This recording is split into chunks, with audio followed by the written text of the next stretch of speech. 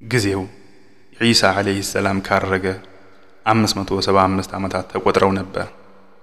ያ ማለት ገና ረሱል ሰለላሁ ዐለይሂ ወሰለም ከመወለዳቸው 23 ዓመት በፊት ማለት ነው።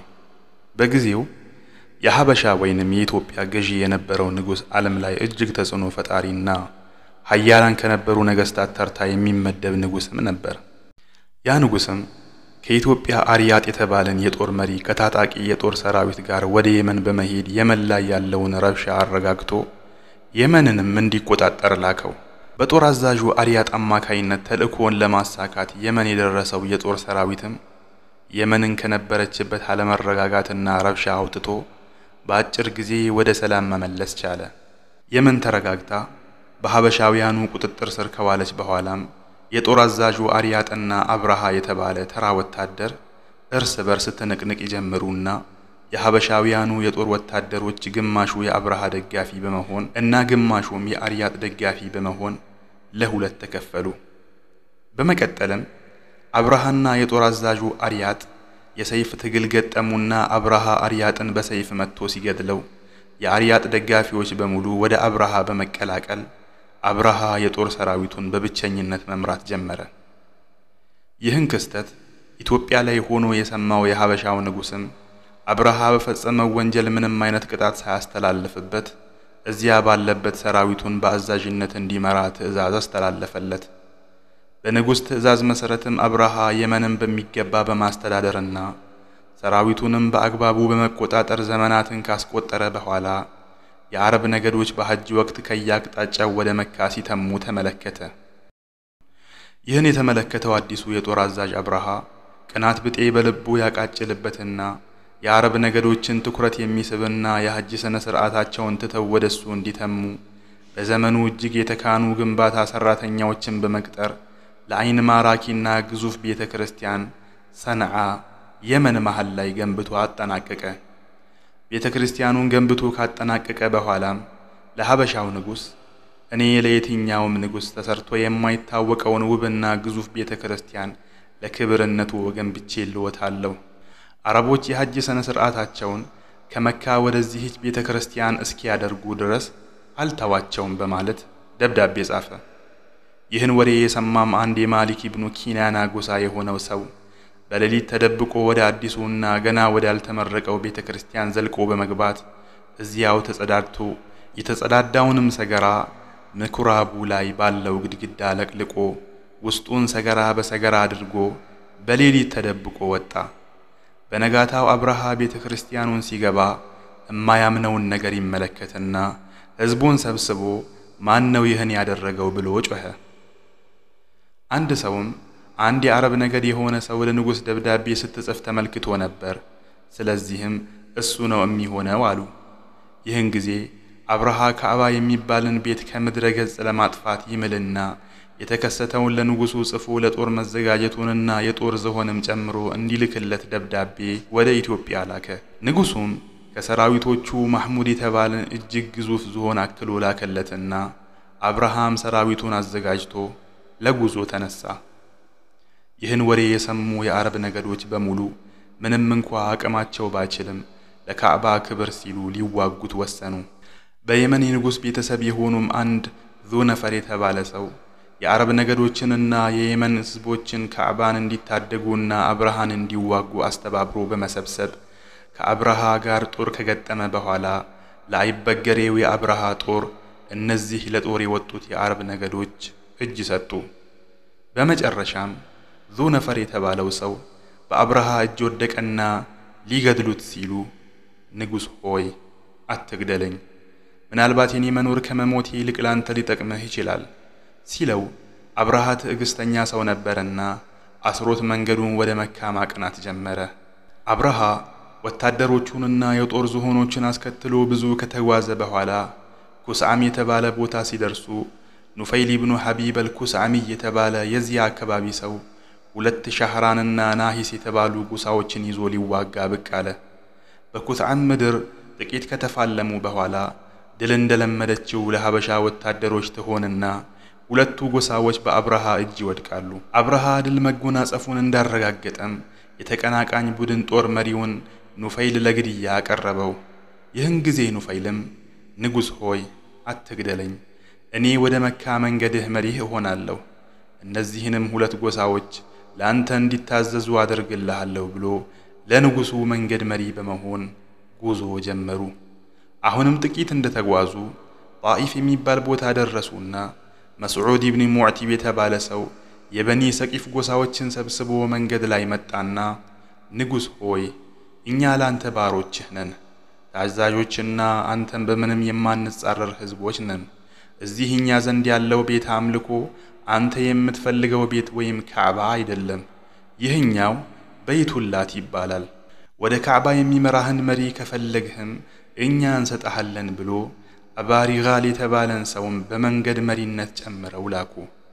አብርሃ እነሱም ምንም ሳይነካ የሰጡትን መንገድ መሪ ይዞ ትቷቸው ጉዞ ወደ መካ ቀጠለ። ጥቂት ተጉዘው ሙገመስ የተባለ ስፍራ ሲደርሱ የመንገድ መሪያቸው አባሪጋል እዚያው ሞተባቸውና ሙገመስ ላይ ቀበሩት።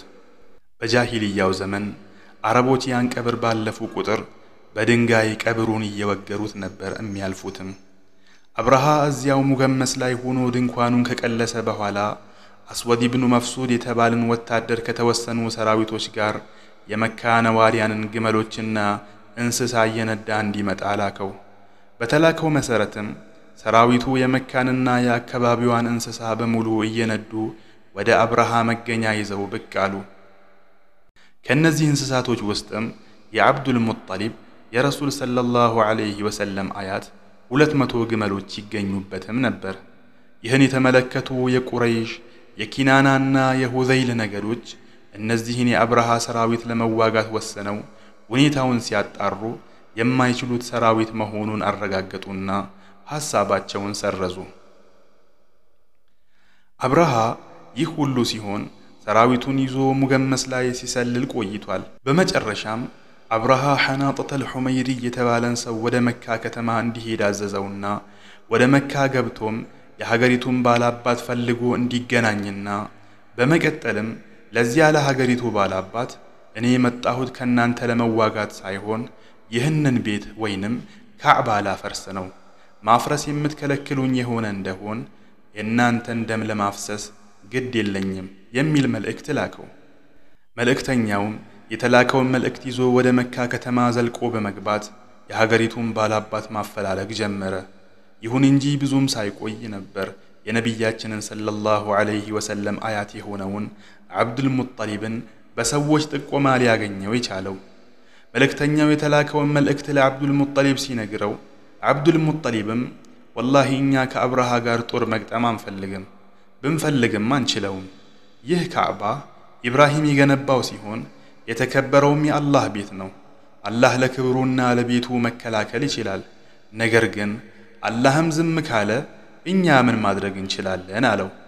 ይህን ጊዜ መልእክተኛውም እንግዲያውስ ይዤህ እንድመጣለት አዞኛልና አብረን እንሂድና እዚያው ታስረዳዋለህ አለው። አብዱል ሙጠሊብም የተወሰኑ ልጆቹን አስከትሎ ጉዞ ወደ አብርሃ ድንኳን ጀመረ። ቦታው ላይ ሲደርሱም ዙነፈር የተባለውን ጓደኛውን ተገናኘውና ዙነፈር ሆይ ለዚህ ለደረሰብን በላ ምንም መፍትሄ አላገኘህለትምን ብሎ ጠየቀው። ዙነፈር ማለት እዚያ ከየመን ሲዋጋ ታስሮ የመጣው ምርኮኛ ነው። ዙነፈርም በአንድ ንጉሥ እጅ ላይ ወድቆ መሞቻውን ከሚጠባበቅ ሰው ምን አይነት መፍትሄ ይገኛል ብለህ ነው የምትጠይቀኝ አንተ አብዱል ሙጠሊብ ሲል መለሰለት። ዙነፈርም ንግግሩን ቀጥሎ ነገር ግን እስቲ አንድ የዚሆኑን ተቆጣጣሪ እግባባዋለሁና እሱ እንዲያማልድህ እለምንልሃለሁ አለው። ከዚያም ዙነፈር ለዚያ ለዝሆኖቹ ተቆጣጣሪ ይህ አብዱል ሙጠሊብ የቁረይሽ ባላባት ሲሆን የዘምዘም ምንጭም ባለቤት ነው። ሰዎችን በሙሉ ከመመገብ አልፎ በየተራራው በመሄድ የተለያዩ አዕዋፋትን ምግባቸውን የሚችር ደግ ሰው ነው። ንጉሥ አብርሃ ደግሞ 200 ግመሎችን ወስዶበታልና የቻልከውን ውለታ ዋልለት ብሎ በተማጸነው መሰረት እሽታውን አገኘ። የዝሆኖቹ ተቆጣጣሪም አብርሃ ዘንድ በመሄድ ንጉሥ ሆይ የቁረይሾች ባላባት በር ላይ ቆሞ ለመግባት ፍቃድህን እየጠየቀ ነው። የዘምዘም ምንጭ ባለቤት ነው። ሰዎችን በሙሉ ከመመገብ አልፎ በየተራራው በመሄድ የተለያዩ አዕዋፋትን ምግባቸውን የሚችል ደግ ሰው ነው። ስለዚህ በተቻለ አቅም እርዳው አለውና አብርሃም እሺ ብሎ እንዲያስገቡት ፈቀደ። ከዚያም አብርሃ ወዳለበት ድንኳን አብዱል ሙጠሊብ ገባ።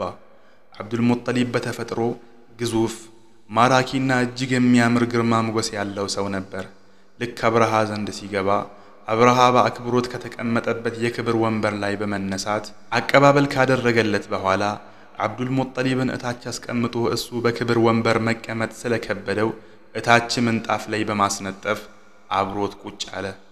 ከዚያም አብርሃ ለአስተርጓሚው ምን ፈልገህ ነው በለው አለው።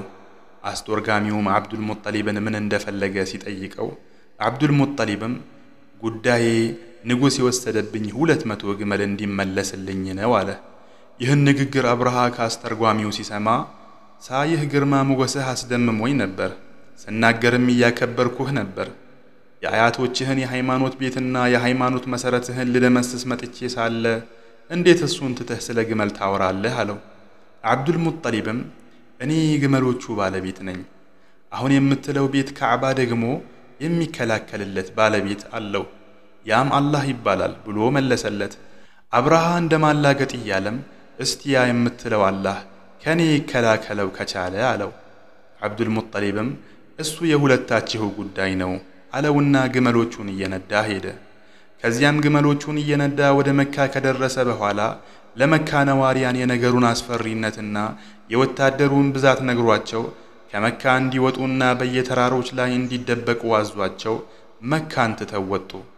ይህን ጊዜ አብዱል ሙጠሊብና የተወሰኑ ሰዎች ካዕባ ዘንድ በመሄድ አላህን መማጸንን ተያያዙት። በዚህም መሃል አብዱል ሙጠሊብ ካዕባ ዘንድ በመሄድ በካዕባ መጋረጃ ተንጠልጥሎ በግጥም መልክ እንዲህ በማለት አላህን ይማጸነው ጀመር። ጌታዬ ሆይ ባሪያም ቤቱን ይመክታል፣ አንተም መክት ቤትህን። መስቀላቸውና ብልሃታቸው አይበልጥም ያንተም ብልሃትን። አንተም ዝም ካልካቸው ቤትህንም መስራት ትችላለህ ያሻህን።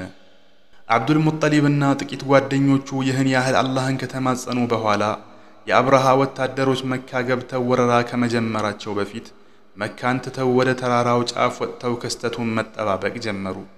ልክ ፀሐይ ጀንበሯን እየተሻገረች ብቅ ብቅ ማለት ስትጀምር አብርሃ ወታደሮቹንና ግዙፉን ማህሙድ የተባለውን ዝሆን ማሰለፍ ጀመረ። ሁሉም በተጠንቀቅ ቆሞ የተንቀሳቀስ ትዕዛዝ በመጠባበቅ ላይ ሳሉ ኑፈይል ኢብኑ ሐቢብ የተባለው እስረኛ ወደ ዝሆኑ ጠጋ በማለት ጆሮውን ያዘና ማህሙድ ሆይ እንዳማረብህ ወደ መጣህበት ተመለስ፣ ይህ የምትዘምትበት እኮ የተከበረው የአላህ ቤት ነው አለውና ጆሮውን ለቀቀ። ይህን ጊዜ ዝሆኑ በእንብርክኩ ቁጭ አለ። ዝሆኖች በተፈጥሯቸው እንደ ግመል መንበርከክ አይችሉም። ያን ቀን ግን ተከሰተ። ከዚያም የተንቀሳቀስ ትዕዛዝ መጣና ሁሉም ሲንቀሳቀስ ዝሆኑ ግን ለመንቀሳቀስ ፍቃደኛ አልሆነም። እንዲንቀሳቀስ ወታደሮች እጅግ ቢደበድቡትም ሊንቀሳቀስ አልቻለም። በመጨረሻም ያለማመዱ ሊወስዱት ፈልገው ፊቱን ወደ የመን ሲያደርጉት መሮጥ ይጀምራል። ወደ ሻምም ሲያዞሩት መሮጥ ይጀምራል። ወደ ምስራቅም ሲያዞሩት መሮጥ ይጀምራል። ነገር ግን በብልሃት ወደ መካ ሲያዞሩት እሱም ይንበረከክ ጀመር። ከዚያም አላህ ከወደ ባህር በኩል እጅግ ብዙ የወፍ መንጋዎችን ሶስት ጠጠር አስይዞ ላካቸው። በዚህ ሁኔታ የሰማዩን ገጽታ ቀይረው የመጡት ወፎችም የያዙትን ጠጠር በወታደሮቹ ላይ በመጣል ሰራዊቱን መዘረጋገፍ ጀመሩ።